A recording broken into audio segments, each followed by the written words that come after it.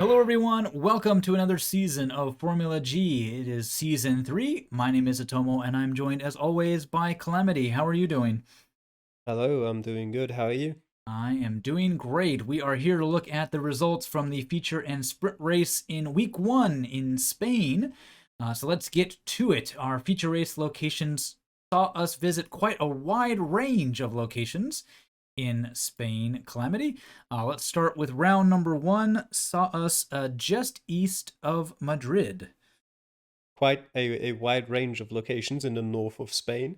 But yeah, Well, if yeah, if you just exclude all of the south of Spain, yes, we did see a range of locations in yeah. the north. Horizontally, we had a wide selection. Vertically, True, maybe not true. so much, but yeah. Yeah, we started off in probably the deciding round for most Mm, of the players, because it was quite easy to just not find anything, as I showed, because you spawned pretty much right next to a small town.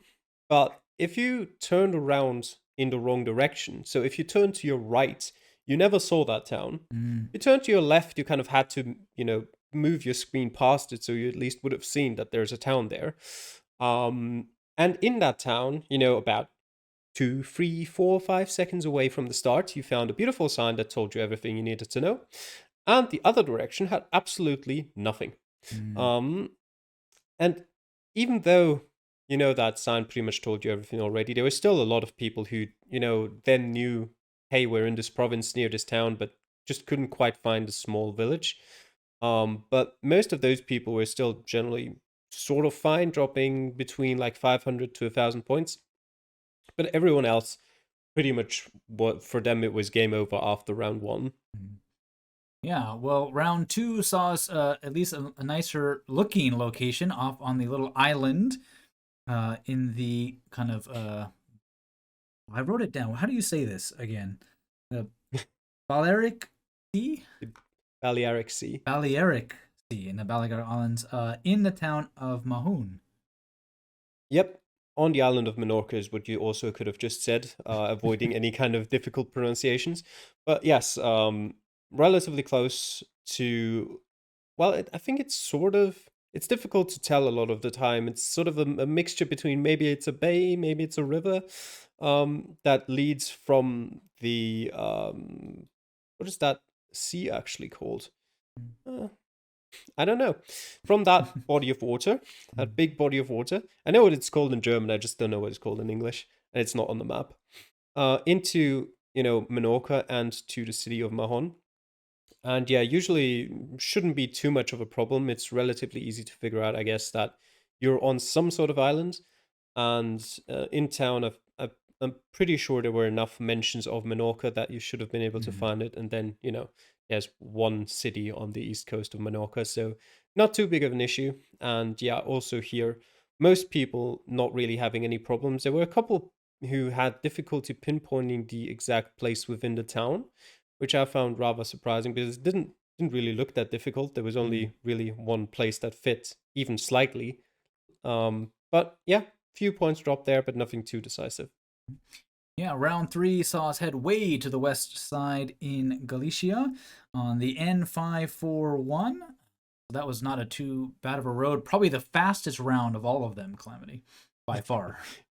Yeah, definitely has a shout at being the most easy round we've ever had in Formula G in a feature race. You Mm. had everything you needed right at the start, assigned towards Pontevedra, assigned towards Urense. You didn't even need to move, and you also had some smaller town names on signs to the north and south. And yeah, quite a few people managed to pinpoint that under a minute. And yeah, I think there was two people who didn't manage to 5K this one out of 21 people, Mm. excluding me. We'll see why we're excluding me in a bit. Yeah. Round 4 saw us head to the Pyrenees in Catalonia along the C14. Yep. I just noticed, by the way, how big Catalonia is. I wasn't aware Mm. it's that big Quite. because I was thinking like, oh, Barcelona's all the way south. Is it still Catalonia? Yes, yes, it is. Um, Not the most difficult rounds. You could have chosen to go north or south. Either direction would have brought you out just at the edge of a tunnel. And I don't actually know if what sort of information it would have been to the south, but I assume pretty similar to what was to the north, which was A, the name of the tunnel, and B, a sign that told you, hey, you're on the C14. That's not exactly the most difficult road to find, and then people just had to, look along the road, maybe look for the name of the tunnel, maybe look for a side road that fit. And here again, most people not with the biggest of problems. A couple people maybe, either taking too long to find the right spot, or maybe, to the south, it took a bit longer to get a good sign. So a few hundred points dropped here or there, but overall also not too many problems with this one. Mm-hmm. And then 5 saw us head sort of close to round number 3, just southwest of Lyon, on the 125. So it wasn't too hard to spot that road number and the LE, which gave us a good clue where to start looking. I like how you're trying to pronounce Spanish town names in a French accent. Lyon. Not sure about that one, but yes, just Okay. southwest of Lyon. And yeah, probably, if you went west, there was a sign for the LE 125 and also a sign that told you, hey, you're in the province of Lyon. And to the east, you would have eventually found a major highway, so I'm assuming there would be plenty of great signs there as well. Mm-hmm. And then it was just about, hey, can you, on this, pretty rural road, can you find the exact right place that you started on? Which most people managed to do. There were, I think, 4 people who didn't manage to 5K this one, again, excluding me. And 3 of those were just, about 5 to 7 kilometers away, and Ordboko is the only one who didn't find the right region at all. Mm-hmm. Very nice. Well, oops. Well, let's take a look at our actual results from that feature race. And yeah, as Calamity mentioned, he is quite down the order. Though Orpheus, Clemens, and Boxa taking the podiums there. Orpheus and Boxa, pretty strong contenders from last season. Clemens, though, a new driver, splits them to take second. Yeah, Calamity, you want to explain what exactly happened there for you? Yep, this is why we're ignoring me. Let me first say that it was by design, sort Mm-hmm. of. I played round 1 seriously, of course. And then I had 2 50-50 decisions in that round, which A was, as I said at the start, if you just go Mm-hmm. uphill to the town, you'll find a great sign within 5 seconds. And if you go east and then follow the road, eventually you'll get to another intersection after about a minute or so. You'll get to another split road where you can go north, or you can go east, where you'll also find within about let's say 30 seconds another great sign that tells you everything you need to know. I went north and found nothing in 4 minutes. I think I found like 3 like those small road signs Mm-hmm. that say like, hey, this small little village is that way, with no information, no kilometers, no road numbers or anything. Yeah. Um, so I said, screw it. I know getting 1,730 points because I already had seen that Clemens 5K that round. So I knew that 1,730 rounds can't be enough for points because clearly there was something that would help you pinpoint the right place. So I said, I'm getting pole position in Podgorica. I don't care about this. I knew, as I said, that points weren't on the table anymore. So Mm-hmm. I'd rather just be first in Podgorica than be like 14th or something in Mm-hmm. Spain, the feature race. Yeah, And definitely. that So plan worked. yeah, a very strategic move by FGT to just sacrifice one driver for the hope of better positioning in week 2, seeing how one of their drivers did take a podium for them, so pretty nice. Other noticeable results, Shumi Opelosa doing quite well in his return in 4th. Nico, another newcomer in 5th. So we got 2 newcomers in the top 5. Some other nice locations, Carp doing quite well. Maybe a bit of a disappointing start for drivers like Mr. Blue, M the Baseman, Max, and even Jack ES, all in the top 5 or so drivers of last season, quite a ways down that pecking order. Yeah, it's some interesting results. I'm definitely happy with my teammate Clemens 25K that one and already getting a good chunk of points for the team. And overall, there's definitely some, results that you could expect. Orpheus up there, Boxer up there, of course. Shumi up there. He's always good for a great game. Carp around there. Fluky and Moist Flubber were also kind of what you could expect. Surprised positively by Pisanico and Hmm. Colin, because I had never heard of either of them before, and they've done a pretty good job for their first game in Formula G. If you ignore, the qualifying process, which you could technically also count as their first games. Hmm. Um, but yeah, as you said, pretty disappointing results for some of the veterans. You didn't mention Barry as well, who I'm sure would have also liked to be in any other place than 11th, preferably. Yeah, Xander as well, surprisingly far down, or Boca as well. I think he can do far better than his 14,000 points that he got there. And yeah, as you mentioned as well, Max, Jack, all of them probably expected more of themselves, but it was just, round one for most of these drivers that it came down to. Yeah, definitely. Well, let's head over to the sprint race then, and we headed to the capital in Madrid, and for our 5 locations. Our first one, off the little southeast corner of a nice park, which gave a good point of reference. Yep, very nice location there. The park, gives you a pretty good estimation of where you are. There are a lot of parks in Madrid, but this one's very central, probably the only one that's as big and as central. And, it doesn't take that long to just check the major roads next to all of the bigger parks, which is what I did. And yeah, not too difficult to pinpoint. We started right at the POI for the public toilet. Um, There we go. Yep, that helped. I didn't see any public toilets in Street View, but maybe they're Yeah. just seasonal. Yeah, round two saw us just north of the Placio Rio de Madrid, so another nice landmark to help out our drivers. It would be a nice landmark if you actually see it, which I didn't. But yeah, I kind of went west as well and then went north and eventually found the right roads, Calle de Ferraz, which was what I found. Although I got tricked there by a misplaced POI for the restaurant Senor Vasquez, which is a Mm. lot further east on the map than it is in real life, which cost me a lot of meters, which is quite annoying considering, that is the tiebreaker. Mhm. But what can you do? I did run a bit short on time, I think, there. Let me just check. No, I didn't at all. I still had a minute left. Nope, just a PY. Yeah. Yeah, it is worth noting that it's as our first sprint race, all the drivers had the same amount of time, which was not a lot, kind of the middle of the pack. I think I did 2 minutes and 40 seconds Yep. was the time limit for that one. So just under 3 minutes, so quite fast. Some of these drivers probably have never really played a map that fast, so that could definitely come into play.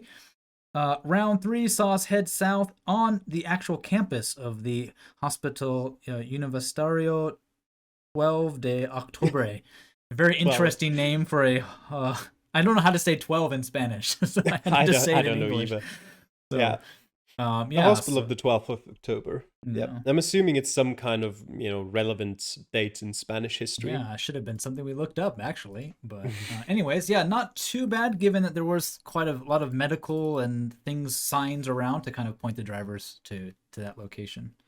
Yeah, I didn't like just when I walked around at the start, but that's just something I generally don't really do is I don't look around at what I'm seeing. Mhm. I look for signs and stuff like that, but not at buildings or anything like that.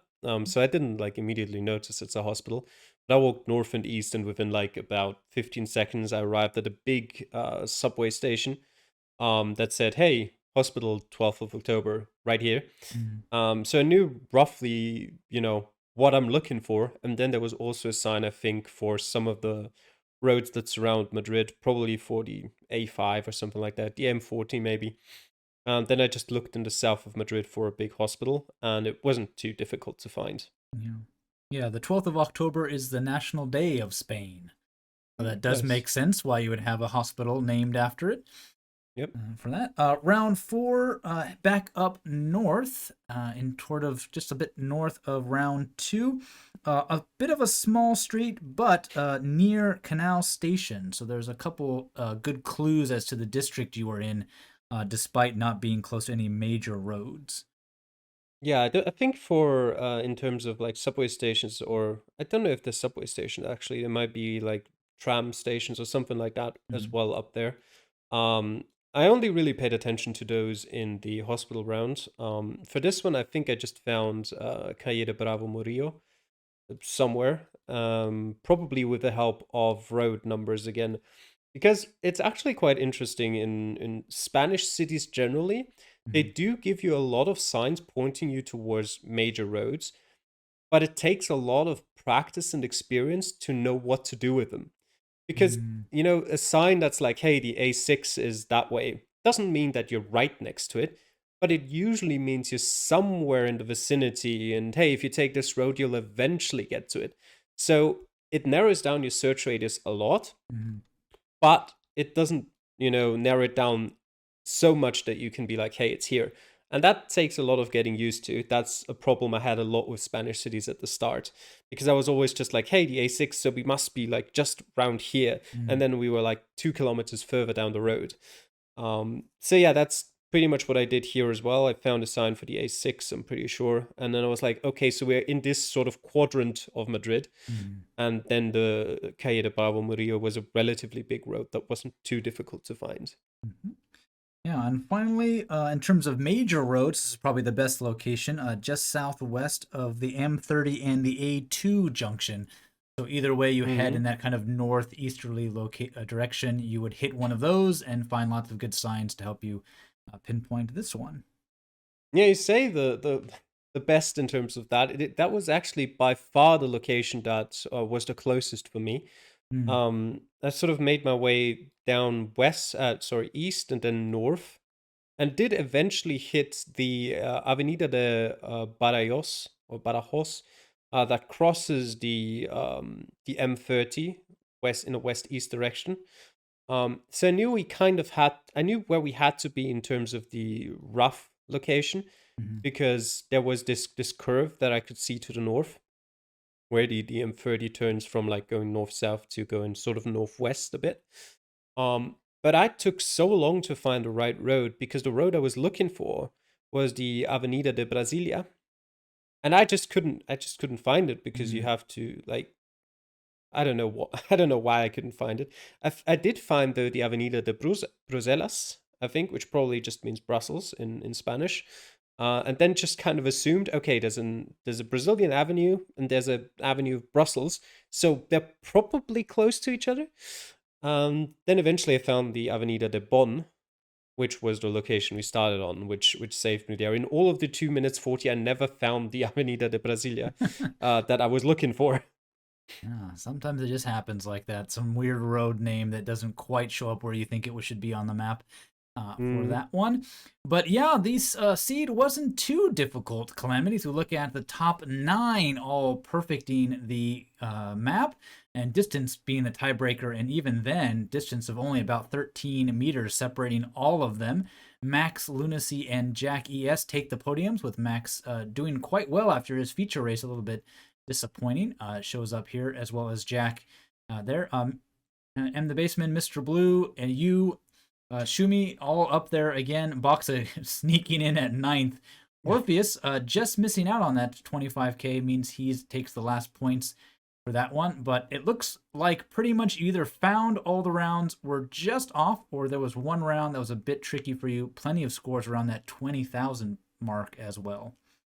Yeah, a lot of the people actually had difficulties with the hospital round that way, Mm, because it was so far south, that I think a lot of people just didn't look that far south and didn't really find anything too good, or they just kind of went, okay, there's the hospital. I got to find one hospital, like a big hospital in Madrid somehow, mhm, and didn't end up finding it. But what I found very interesting about this one is that it's kind of like there's no one really that picked up big points in both races. Like you've got mm, Shumi Box and Orpheus who picked up a few points in the sprint race too after their good results in the feature race, but no one finished top 7 in both races. So that's good for the table, at least, to keep it close together. And yeah, by the way, Mr. Blue and Colin, you can see there they've got the same distance. Same is true for Max and Lunacy as well. Although that is actually just a mistake by you. It's mm. Lunacy and Jack who have the same distance. They're both 26 meters away. Ah, But those were decided by the time limit. Mhm. So if you if you actually happen to be this exact same distance away, that's what decides it. Um, yeah, and as, as we said earlier from the feature race, a lot of big names out of the points. Well, they came back here into the points, and actually, I was just thinking, Colin did finish top seven twice, didn't he? Mhm. He finished very low in the top seven. Oh no, never mind. He finished ninth in the feature race. So also no top seven for him. But yeah, he actually can be very happy with his first race weekend in Formula G. Not the most amount of points with ninth and sixth, but getting into the points twice is already pretty decent. And yeah, you can see there Pisa, Nico, and Blacker, some of the newcomers having a lot of trouble with that format. They're probably not too used to finding where you are in a big city in just over 2.5 minutes. Mhm. But this is more like what I usually would expect the rankings to look Mm. in terms of who is in the top 10, not necessarily the order. Yeah. Well, let's take a look at how the points shaped up after our first week here. Orpheus, Max, and Clemens take the top three spots. For that, 27 points for Orpheus Max with his nice win in the sprint race after 0 points in the feature race. Does find himself in second. Lunacy and Clemens, both newcomers in that top five. Boxa sitting in fifth. Calamity, yeah, your nice pickup in the sprint race does see you get a few points despite your feature race kind of throw from that. But probably the most notable thing here is no points for the likes of Berry Fishy Bear, Orboka, Xander, and even Laban Greb. Mm, definitely. They're gonna have a lot of work ahead of them to climb back up the table. I think Laban, had sort of an average season last season as well. But Barry Fishy Bear definitely was up there in the rankings and sort of fighting for the top places. Not for first, of course. That spot is reserved for Boxer, but everything else, fair game. Um, but yeah, I mean, Boxer himself didn't have the greatest of weeks for his standards, only finishing, with the fifth most points. And I'm definitely happy that it's still all very close together, and could be a very exciting season ahead of us. Mhm, definitely. And let's take a look at the Constructor Challenge. Don't forget these drivers are in teams and they are competing for another competition as a team. Nordhagen, given that boost by Max, still sees themselves at the top. So despite losing Boxa after at least 1 week, they're 7 points clear of their rival Scantrum. Octane sees a huge turn of fortunes as they are tied in second place, and as well as you, Calamity FGT, doing well with Hmm. that nice podium finish by Clemens. Lancaster and Orient yet to score in this one.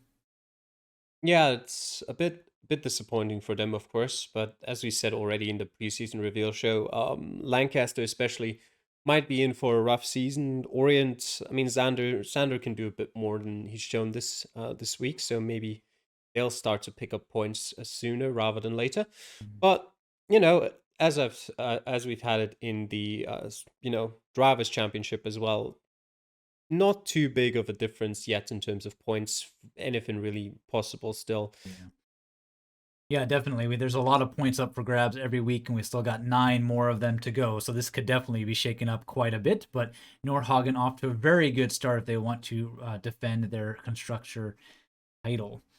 We do have a Formula G2 going on with some drivers in the academies looking to prove themselves worthy of a spot maybe next season.